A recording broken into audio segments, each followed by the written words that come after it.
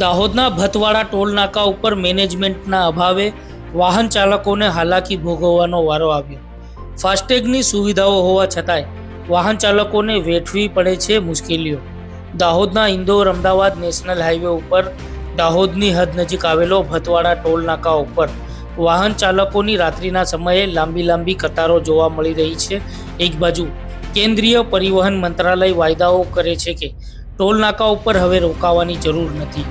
Toll આપવા માટે સીધું જ તમારા બેંક ખાતામાંથી ચાર્જ કાપી લેવાની સુવિધા ઊભી કરવામાં આવી છે, જેમાં નિયમ પ્રમાણે ટોલ નાકાની રેન્જમાં 100 મીટરના દાયરામાં વાહનોની લાંબી કતાર જોવા મળે તો તેવા સમયે વાહન ચાલકને ટોલ પેમાંથી મુક્તિ મળે છે, પરંતુ એ ટોલ નાકા ઉપર પીળા કલરની રેખા હોવી જરૂરી છે અને તેવા સમયે જો વાહનોની લાંબી કતારો જોવા મળે ત્યારે તે વાહન ચાલકોને ટોલ ચૂકવવામાંથી મુક્તિ મળે છે તેવો સડક પરિવહન કેન્દ્રીય મંત્રાલય દ્વારા જણાવેલા નિયમમાં દર્શાવવામાં આવ્યો છે। તો હવે વાહન ચાલકોને પડી રહેલી ટ્રાફિકની સમસ્યાથી શું નિરાકરણ આવશે કે પછી ટોલ અધિકારીઓ અથવા national highway authority of India કેન્દ્રીય મંત્રાલયના નિયમ પ્રમાણે વાહન ચાલકોને રાહત આપશે તે જોવું રહ્યું।